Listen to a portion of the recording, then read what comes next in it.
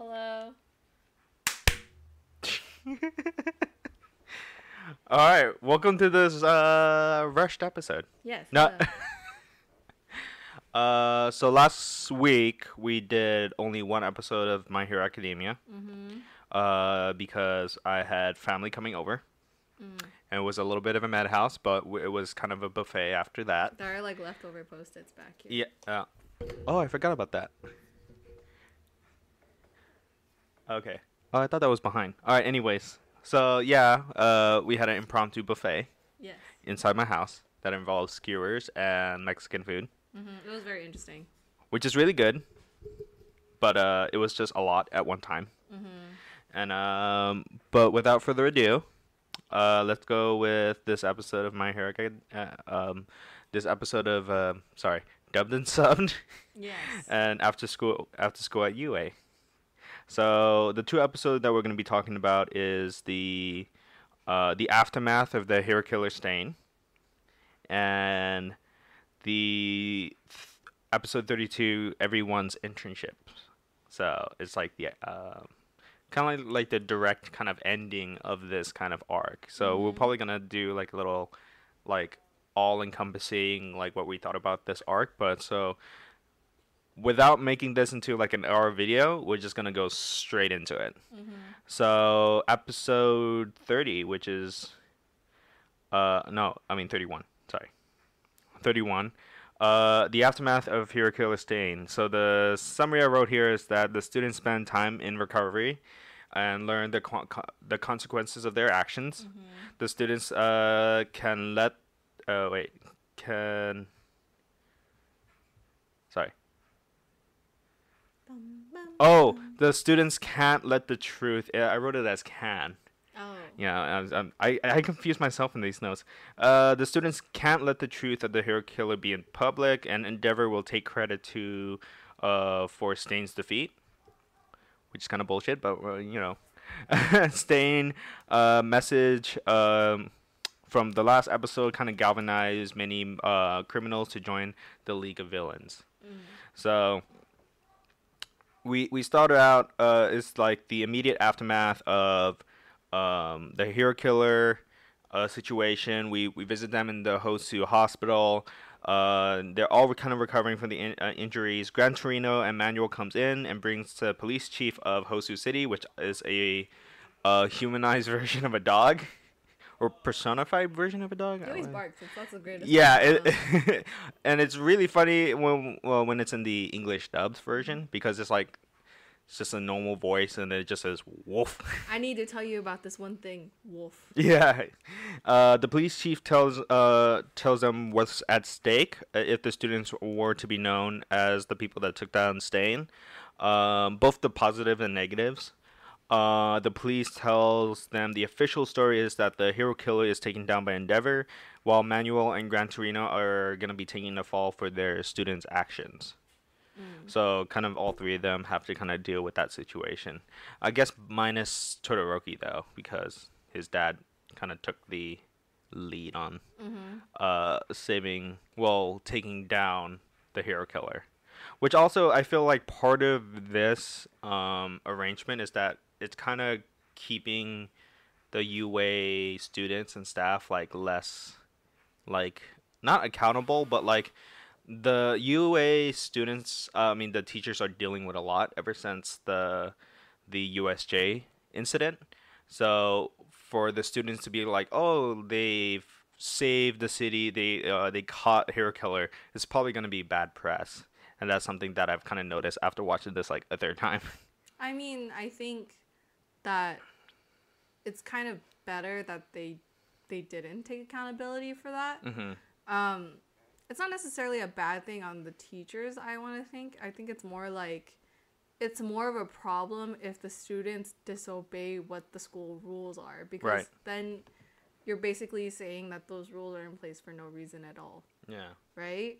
And so the hero killer already has kind of like, he's notorious for being like a bad guy, I guess would be the best way to put it.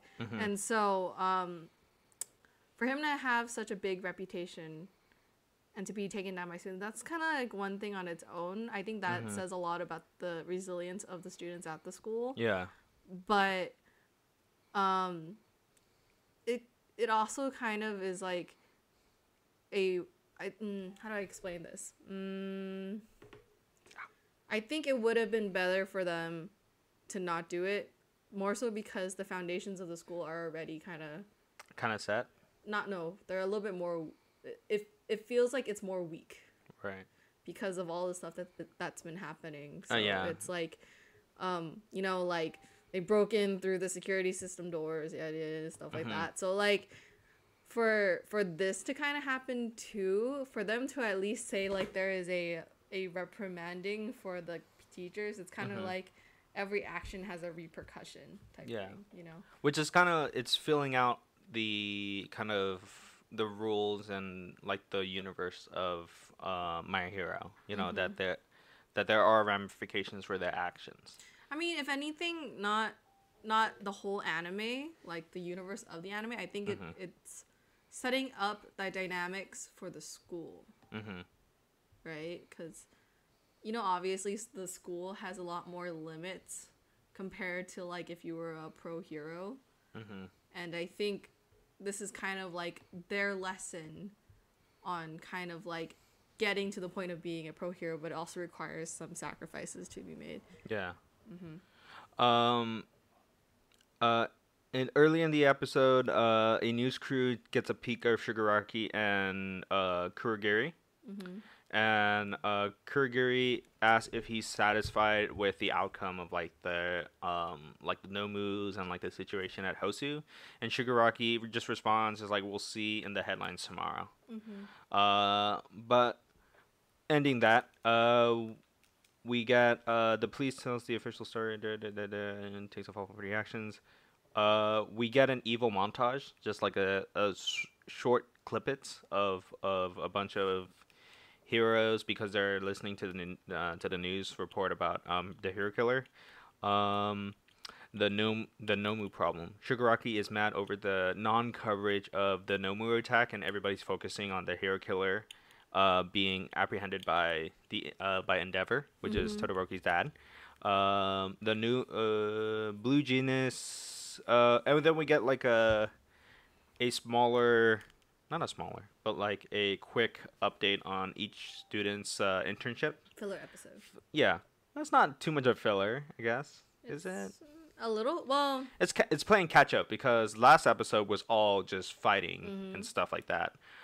So Blue Genius and Bakugo is like, with the news that happened in Hosu City, Best Genius tells the students that that they should not act on revenge and reminds them of the lessons that he's been telling the students. Bakugo isn't having it and looks like he's regretting his choice to be part of this internship.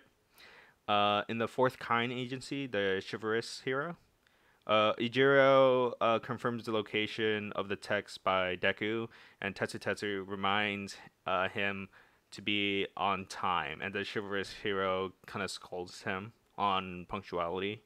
The snake hero, the commercial that was being filmed in the previous episodes, like kind of 2 episodes ago, has a first cut, and Momo and Itsuka is trying to figure out the lessons in her side gigs again, because she's just like, oh, it's like the first cut. It's like it's gonna be another 4 months until they put it on TV, and then Uwabami then tells them that they're actually gonna go on patrol, and they get excited.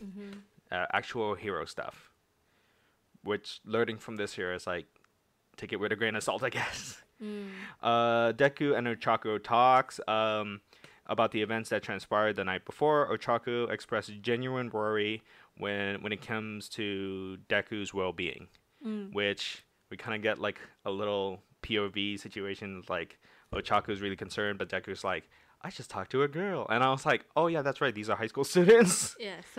Ida gets some news. After the phone call that Deku gets, Todoroki tells him about what just happened to Ida. So they just got some test results.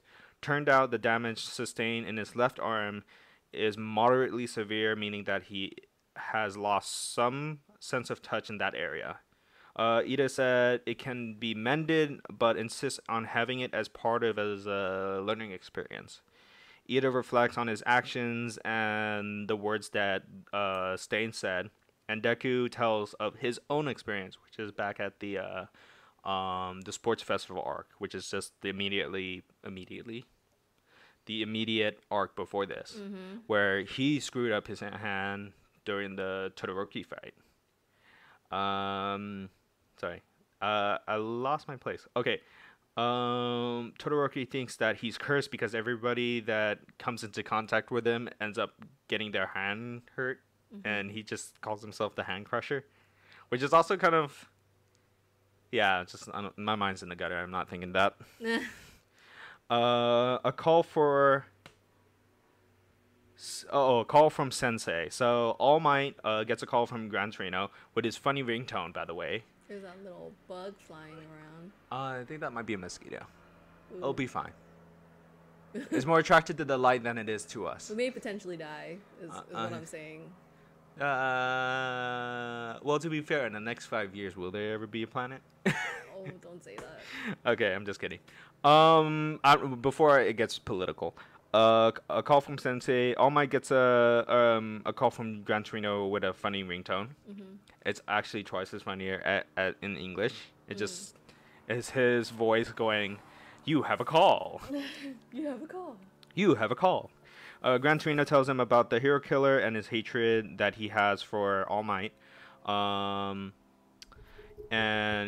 Gran Torino kind of tells All Might that he's kind of worried about this whole hero killer situation because he's now seen as inspiration for other villains. The League of Villains may now have an ideology through the hero killer. Gran Torino thinks that All for One is probably back in action. So this is kind of like the player behind the scenes. And I think I forgot to mention it on previous episodes. But like it's kind of something that's been kind of hinting at that of like a big bad. Turns out All for One killed Gran Torino's friend, the previous holder of the one for all before All Might. I think the previous holder is named Shimura. Yeah. We get to one of the last scenes is a villain's broker ? Two villains talk about the old days of being villainous. They notice that there's a change in the will of villains after All Might. So there's like less people willing to do villainous stuff. The other person in the meeting shows a viral video of the hero killer's backstory. And the video gets other villains inspired to team up with the League of Villains. And so we exit the episode with a similar montage from earlier where we get to see some kind of villainous characters like walking towards something. So that's the end of this episode.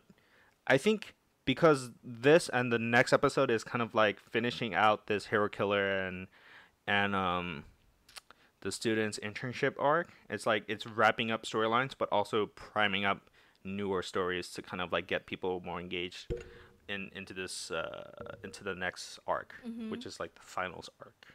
Yeah. Slowly making its way into there.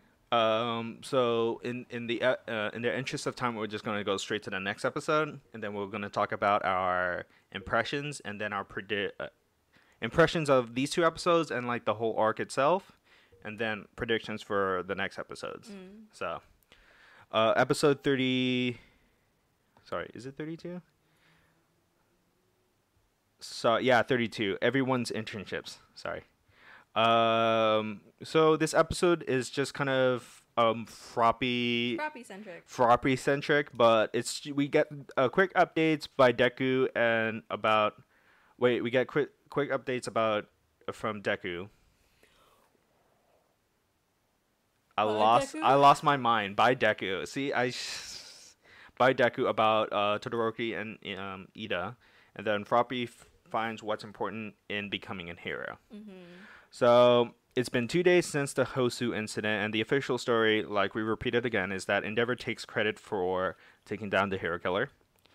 Ida goes home to be tended by his mother, and Todoroki goes back to his dad, and I think Deku has like a comment that says like it's always about his dad that gets his blood boiling. Yeah. Essentially. Um, into kind of like after the intro, we get a scene with Blue Genius and Bakugo, which one of the funnier parts of this episode. Um, Blue Genius gives Bakugo a lesson about the importance of being on patrol. Bakugo kind of like has an initial idea that he thinks that the Blue Genius is there just as like a popularity thing. But the patrol is to give a public a sense of security and the trust between them and the heroes themselves. So, which kind of makes sense too. Bakugo scares a bunch of kids as he does, being the big bad he is. I'm just kidding. Not exactly the nicest person. Yeah, he's not the nicest person. Best Genius attribute his his anger to his pride, and kind of wishes like how is he gonna try to like control his pride into like a more healthier becoming a hero sort of situations. Which is there's like a theory in my mind. It's like I don't know. It's like maybe the villains are just gonna try to turn Bakugo to the dark side. It could be. Yeah. Uravity and the Gunhead. So they do. Uraraka has a knife combat lesson with Gunhead. Uraraka analyzes the lessons and started stating that he may act cute, but he's a fierce fighter. Yes. Which also there's a thing later in season 3 that like kind of calls back to this situation, but I'm not gonna talk about it right now. Uwabami is surrounded by her fans, and still, Kendo and Momo are still trying to figure out what's going on. Fourth Kind is just a park cleanup, and that was kind of funny. They're just kind of like, what? I thought we were gonna be doing more hero stuff, and like he just yells, and it's like, this is the responsibility of a hero. Earphone Jack gets a lot more excitement going on. In her internship, she's assisting in a like a hostage situation, and it goes well. And to the bigger meat and bones of this episode is the Oki Marines. We meet up Froppy on kind of like this patrol Coast Guard ship, and we meet Sirius. Sirius thought about being her thoughts about being a hero was initially kind of like she wants the fame and being glamorous, but it kind of became tedious. And Sirius then finds out what is important to become a hero, but she doesn't tell Froppy essentially how to do it, and it's like she wants her to figure that out for herself. Yeah. The captain is a seal, which later his name turns out to be Selkie. Sirius says that he is too macho to be cute. He has a very cute demeanor. It does look like a seal. Yeah. A crew member gets a distress signal, and they are dispatched to that signal. Yep. Sea crime. I wrote this as a note. The captain gives the crew information about the distress signal. Is a fishing vessel sent the signal, stating that they had stowaways on board. The Coast Guard came on board and assessed the situation. They didn't find any stowaways, but did notice that cargo was missing from the ship.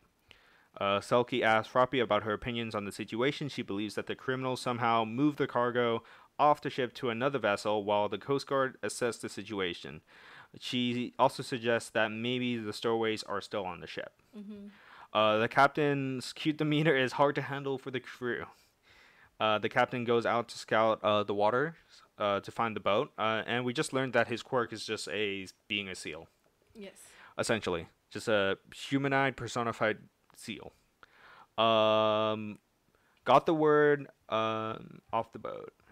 I think that's got word of the boat. Yeah. This is really off topic. Do you think that's why the Hosu police officer, is a dog? Because he's like a bloodhound, right?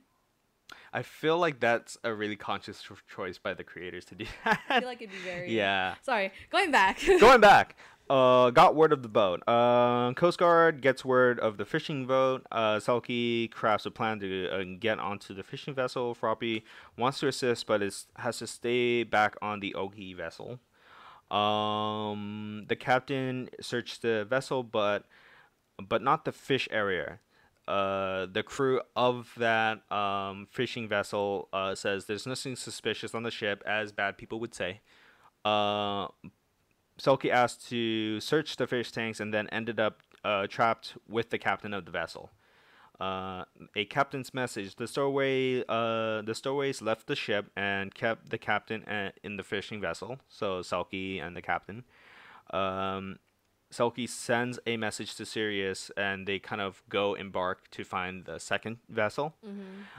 She gets a message from her quirk, which is good ears, which is she has like kind of like webbed, like big ears, I guess.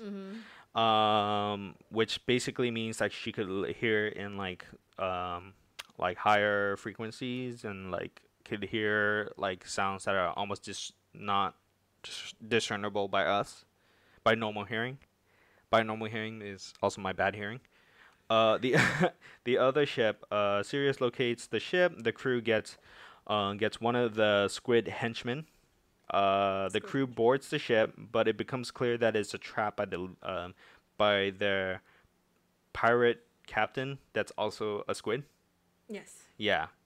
Also, I don't think his name was ever mentioned on in the episode, but apparently on the wiki it's called Innsmouth. Innsmouth. I don't know. Yeah. But it's super minor character, by the way. So it's like, yeah, the Oki crew gets themselves out of the ship. The fishing vessel. The pirate captain hears a message from Sirius' ears, then tells Froppy to tell the captain that the pirate. Froppy at that moment figures out what it means to be a hero, and instead of trying to tell them like, oh, everything's fine or the situation's handled, she tells Selkie that the pirates are on the double rocks, like in between the double rocks.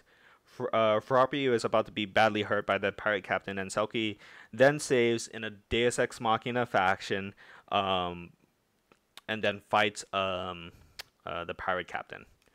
The pirate captain tries to blind Selkie, but because of his echolocation, he can still fight without the use of his sight, which is actually pretty, useful.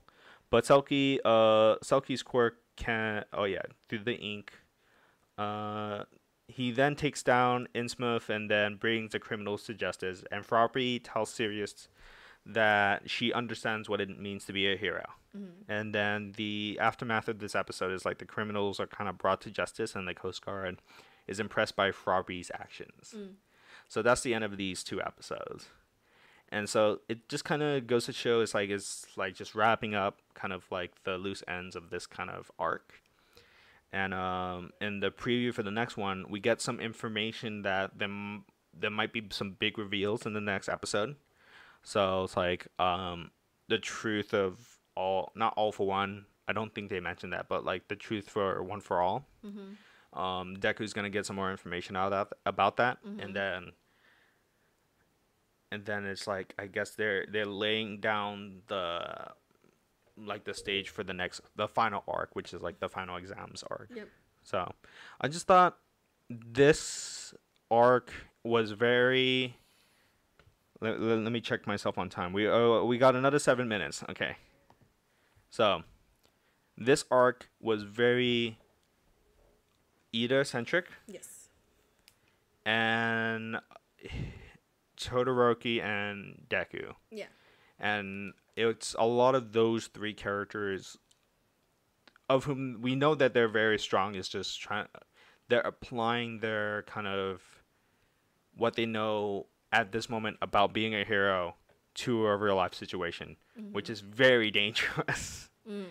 But they, like most animes, they get themselves out of the situation, but not in one piece. That's what kind of notice about each kind of arc and kind of each season. Is like these characters are different after every encounter they have to face. Right. Yeah.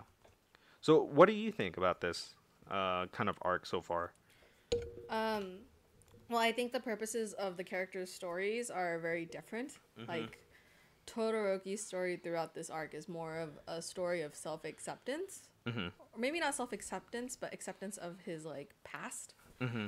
Because a majority of the time that he was in the tournament arc, a lot of it was just spent, like...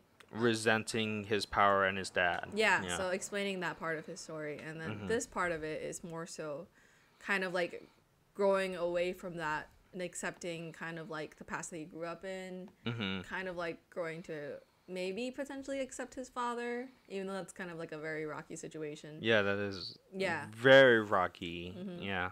And Deku, I think, is growth in understanding his powers. Mm-hmm. You can kind of see that definitely with like Gran Torino and all of that, Mm-hmm. and just how much he learns to basically kind of maybe not suppress per se, but like I think apply it would be the best thing because prior to this arc, the only way Deku knew how to use this one for all quirk is to use it at its like 100%. Right. And then in this kind of arc, he now kind of has a better idea and control. Like he doesn't have 100% control, at least I don't think so. But he has a good sense of what he needs to do to make sure he doesn't injure himself badly again. Yeah. Yeah. And then Ida's whole arc in this part, like character arc, I guess, is more so like, as with all of the students who are going through the internships, I think it's more so understanding what it means to be a hero. Yeah. In the first place, and obviously Ida was kind of pushed to the edge in this specific arc because of everything that happened with his brother and his kind of like family, his expectations, and kind of like his revenge arc too. So kind of getting out of that headspace is kind of like a challenge for him, but I think that fight definitely snapped him out of that. Yeah. I really did like the fact that they did the whole thing with Froppy. It did feel kind of like a filler episode to me at least, but I think it's kind of a good way to catch everybody up on all the other characters, because sometimes in other animes you tend to forget that the other characters are very kind of exists. Yeah. And they're like a very integral part of the story too. I think the thing is that the reason why we kind of focus in on Froppy is that Deku, Ida, and Todoroki has a good sense of what being a hero means. I don't know if all the other characters have gotten that kind of awakening yet. But I think in this episode, I think we can put Froppy in like the similar level to these three characters, that she understands what it means to be a hero that's not a monetary based thing or kind of like a fame based thing. Yeah. So I think maybe that's probably the reason. I don't know creators' intentions, but like I feel like knowing these three characters plus Froppy, I feel like they all now have a good sense of like what a hero means besides the monetary and fame value. If anything, I feel like potentially the other internships were kind of there for comedic levity for the story. Yeah. Because without it, you'd basically be getting like back-to-back stories with no breaks. And so I think for them to add the story of like Momo being really confused about her internship because she's like, what the heck am I doing here? Yeah, if I'm trying to, if like basically I'm being pruned to be a pageant queen at that point. Exactly, yeah. And what is his name? Todoroki being like, no, not Todoroki.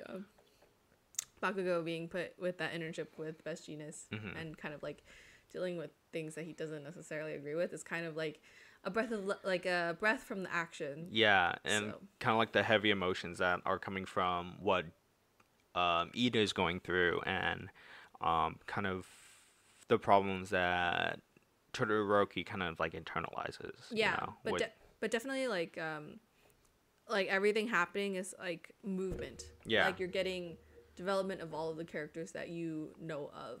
So. Yeah. So the next arc. Do you have any more comments about this kind of arc or anything? No, we could just move on to predictions a little bit. So in the next episode, we're going to learn a little bit more about, and the next episode is called Listen Up, A Tale from the Past. So it's probably going to be setting up the final exam arc and then All Might giving information to Deku about his powers. Yeah. Whatever that means, we'll just have to find out in this next episode. Yeah. But hopefully it'll be good information. Like, I don't want it to be like, I think in Harry Potter it's like he finds out his like powers is not derived from being a wizard. It's like that curse that he gets from Voldemort. You know? Yeah. Yeah. Or what else is it, like a something fictional that like the secret turns out to be like a non-thing. Oh, like Game of Thrones. I don't know enough about Game of Thrones. I don't know. Okay. It's like when we hear all these prophecies, but turns out it's like it ends in like the most unsatisfying way. Okay. So I hope it doesn't turn out to be like that. So, I guess until then, let's see on time. We're actually ending right on time. So, with that being said, please like, subscribe, do all that beautiful stuff. Yes. And then till the next time, we'll see you. Bye bye. That's in my ears. Tanya uses a kind of... It was kind of like, if you think about it's like an overpowered version of his Recipro boost. The way that you would think about it, the way that they hit him, I honestly thought he would start spinning like those really... Oh, you know, like a fidget spinner, right? I'm just kidding. No, like, you know how in those cartoons, right? Mm-hmm. Like, you know, like, when Team Rocket would, like, blast off, they just kind of, like, gently, like spin out. Yeah. I almost thought that, like... It was gonna happen in that way. You would just be like... And I'd be like, looking at me like, what happened?